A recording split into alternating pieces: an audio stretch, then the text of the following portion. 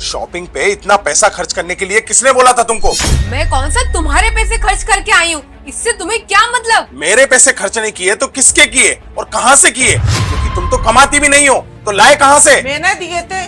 क्यों, क्या हुआ? मम्मी पर आपने? हाँ, मैंने दिए थे। देखो तो सही मम्मी एक बार, कितने पैसे शॉपिंग में खर्च करके आई है ये? करेगी और ऐसे ही करेगी, लेकिन मेरी बेटी पे तू चिल्लाना मत। आज तो कुलदीप तूने तेज आवाज में बात कर ली नेहा से, लेकिन आज के बात कर ली ना तो तेरी खेर नहीं। अब जा यहाँ से। हाँ ठीक है, जाता हूँ। तुझसे तो मैं बाद में बात करता हूँ। थैंक यू मम्मी जी, आपने मुझे बचा लिया। वो तो ठीक है, लेकिन तू ये तो बता क्या शॉपिंग करके लाई है? अब क्या बताऊँ मम्मी, 4 जोड़ी कपड़े लाई हूँ, 2 आपके और 2 मेरे, और भी बहुत सारे सामान है रूम में। मम्मी आप मेरे साथ चलो तो सही, मैं आपको बताती हूँ। अच्छा चल देखा। नेहा बेटा, क्या हुआ, उदास क्यों है? मम्मी जी, कुलदीप जी ना मुझे बहुत दिन से बेवकूफ बना रहे हैं।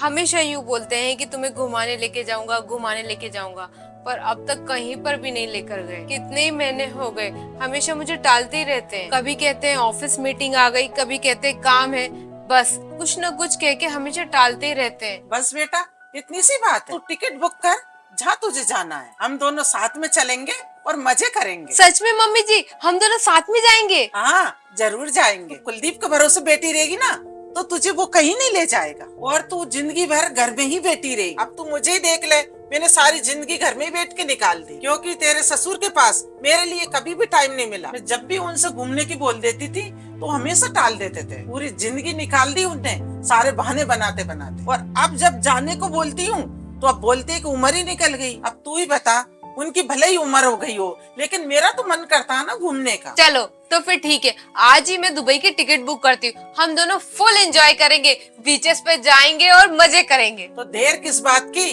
तैयारी शुरू करते हैं अपन। ये हुई ना कोई बात मम्मी। सबसे पहले तो मैं दुबई की टिकट बुक करती हूँ। मम्मी हो गई टिकट बुक, अब बताओ नेक्स्ट प्लान क्या है? बेटा सबसे पहले तो मुझे तू जीन्स दिला दे। मैं दुबई में जीन्स पहन के जाना चाहती हूँ। क्या बात कर रहे हो मम्मी जी, सच में आपको जीन्स पहनना है? अरे मैं मेरी बेटी के साथ जा रही हूँ, सारा शौक तो पूरा करूंगी ना। चलो मम्मी जल्दी से शॉपिंग करके आते हैं। मम्मी जी आप और कुछ खाएंगी और लेके आऊँ मैं आपके लिए? नहीं बेटा, मुझे कुछ नहीं चाहिए, मेरा पेट भर गया। अब तू बैठ, मैं तेरे लिए गरम गरम खाना बना के लाती हूँ। अरे नहीं नहीं मम्मी जी, मैं बना के खा लूंगी, आप तो आराम से बैठो। हम सबको तो तू हमेशा गरम गरम खाना खिलाती है। अब तू अच्छे से बैठ, मैं तेरे लिए खाना बना के लाती हूँ। मम्मी एक मिनट। मम्मी आप हमेशा नेहा के बारे में इतना क्यों सोचते हो? हमेशा नेहा की साइड लेते हो, हमेशा नेहा के लिए कुछ ना कुछ करते ही रहोगे। ये बना लेगी अपने हाथों से खाना और ये खा लेगी, आपको परेशान होने की कोई जरूरत नहीं है। अरे ऐसा कैसे मैं उसकी साइड ना लूं, और मैं उसकी साइड नहीं लूं तो किसकी लूं, तू बोल। हाँ सही तो कह रही है मम्मी, और ऐसा कोई जरूरी नहीं कि बुढ़ापे का सहारा सिर्फ एक बेटा हो। असली बात कहूँ तो बुढ़ापे का सहारा तो घर में रहने वाली बहू होती है। सही तो बोल रही वो। तू तो पूरे दिन ऑफिस में रहता है, और तेरे पापा पूरे दिन इधर उधर घूमते रहते हैं। पूरे दिन घर में कौन रहता है? मैं और नेहा। तो मेरा साथी कौन होगा?